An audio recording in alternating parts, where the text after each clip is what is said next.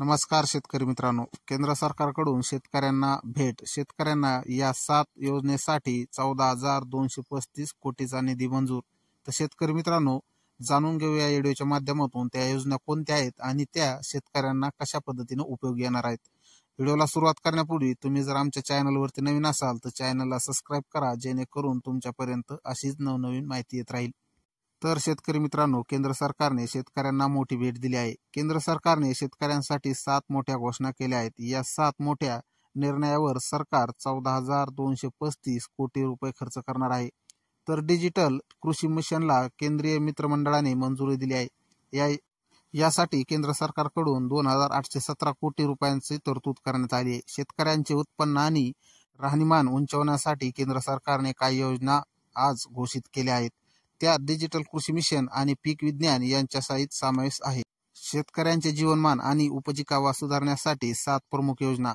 पंतप्रधान नरेंद्र मोदी यांच्या अध्यक्षतेखाली केंद्रीय मंत्रिमंडळाने आज शेतकऱ्यांचे जीवनमान सुधारण्यासाठी आणि त्यांचे उत्पन्न वाढवण्यासाठी एकूण 14,235.30 कोटी रुपये खर्चाच्या 7 योजनांना मंजुरी दिलेली आहे. तर या योजनेमध्ये 1 नंबरला डिजिटल कृषी अभियान अशी योजना आहे. डिजिटल सार्वजनिक पायाभूत सुविधांच्या रचनेवर आधारित डिजिटल कृषी अभियान हे शेतकऱ्यांचे जीवनमान सुधारण्यासाठी व तंत्रज्ञानाचा वापर करेल. या अभियानाचा एकूण खर्च 2.817 कोटी रुपये आहे. या 2 आधारभूत स्तंभ आहेत. पहिला ट्रॅक 1 शेतकरी नोंदणी कार्यालय, 2 गाव भूलेख नोंदणी कार्यालय, 3 पीक पेरणी नोंदणी कार्यालय आणि दुसरा ट्रॅकमध्ये भौगोलिक डेटा, 2 नंबरला दुष्काळ पूर निरीक्षण, 3 नंबरला हवामान उपग्रह डेटा, 4 नंबरला भूजल जल उपलब्ध डेटा, 5 नंबरला पीक उत्पादन आणि विम्यासाठी प्रमाणितीकरण. 2 नंबरची योजना म्हणजे अन्न आणि पोषण सुरक्षेसाठी पीक विज्ञान. एकूण 3,979 कोटी रुपये खर्च. हा उपक्रम शेतकऱ्यांना हवामानाबद्दल अनुकूल बनवेल आणि 2047 पर्यंत अन्न सुरक्षा प्रदान करेल. त्याचे 6 स्तंभ पुढील प्रमाणे आहेत.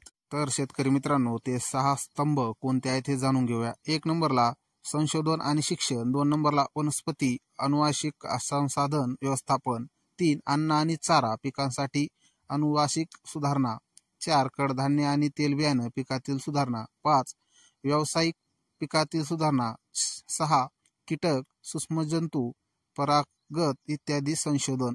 तर शेतकरी मित्रांनो, 3 नंबरची योजना म्हणजे कृषी शिक्षण व्यवस्थापन आणि सामाजिक शास्त्राचे बळकटीकरण. एकूण 2,291 कोटी खर्चासह हा उपक्रम कृषी विद्यार्थी आणि संशोधकांना सध्याच्या आव्हानासाठी तयार करेल आणि त्यात पुढील गोष्टीचा समावेश आहे. तर शेतकरी मित्रांनो, 1 नंबरला भारतीय कृषी संशोधन परिषद अंतर्गत, 2 नंबरला कृषी संशोधन आणि शिक्षणाचे आधुनिकीकरण, 3 नवीन शिक्षण धोरण 2020च्या अनुषंगाने, 4 अद्ययावत तंत्रज्ञानाचा वापर, डिजिटल डीपीआय, AI, बिग आणि इत्यादी. 5 नंबरला नैसर्गिक शेती आणि हवामान अनुकूलतेचा समावेश आहे. तर शेतकरी मित्रांनो, 4 नंबरला शाश्वत पशुधन आरोग्य आणि उत्पादन ही योजना आहे. यामध्ये एकूण 1,702 कोटी रुपये खर्चासह पशुधन आणि दूध व्यवसायातून शेतकऱ्यांचे उत्पन्न वाढवण्याचे या निर्णयाचे उद्दिष्ट आहेत. त्यामध्ये खालील गोष्टीचा समावेश आहे. जाणून घेऊया तो कोणत्या गोष्टी आहेत. यामध्ये 1 नंबरला पशु आरोग्य व्यवस्थापन आणि पशुवैद्यकीय शिक्षण, 2 नंबरला दूध उत्पादन आणि तंत्रज्ञान विकास, 3 नंबरला पशु अनुवांशिक संसाधन व्यवस्थापन उत्पादन आणि सुधारणा, 4 नंबरला प्राण्याचे पोषण आणि लहान रवंत निर्मिती आणि विकास. तर शेतकरी मित्रांनो, 5 नंबरची योजना आहे फलोत्पादनाचा शाश्वत विकास. यासाठी 1,129.30 कोटी रुपयांचा एकूण खर्चासह या उपयोजनेचे उद्दिष्ट बागायती पिकांमधून शेतकऱ्यांचे उत्पन्न वाढवणे हा आहे. त्यातील खालील गोष्टीचा समावेश आहे.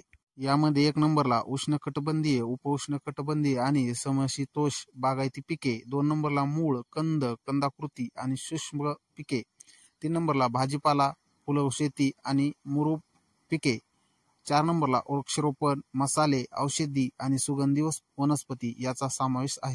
तर 6 नंबरची योजना कृषी विज्ञान केंद्राचे बळकटीकरण करण्यासाठी 1,202 कोटी रुपयांच्या खर्चासह कृषी विज्ञान केंद्राचे बळकटीकरण करण्यात येणार आहे. तर 7 नंबरची योजना नैसर्गिक संसाधन व्यवस्थापन. यासाठी 1,115 कोटी रुपयांच्या खर्चासह नैसर्गिक संसाधन व्यवस्थापन करण्यात येणार आहे. तर शेतकरी मित्रांनो, ह्या योजना आपल्या जिल्हा लेवल आणि तालुका लेवलला राबवण्यात येणार आहे. तर शेतकरी मित्रांनो, या योजनेचा काही शेतकऱ्यांना फायदा होईल का? कमेंटमध्ये नक्की कळवा. कारण शेतकऱ्यांना योजनेचा फायदा आतापर्यंत हा 99% शेतकऱ्यांपर्यंत मिळत नाहीये.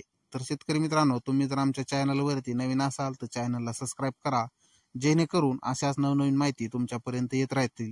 व्हिडिओला लाईक करा आणि व्हिडिओला शेअर करा, जेणेकरून तो नवीन शेतकऱ्यापर्यंत पोहोचेल.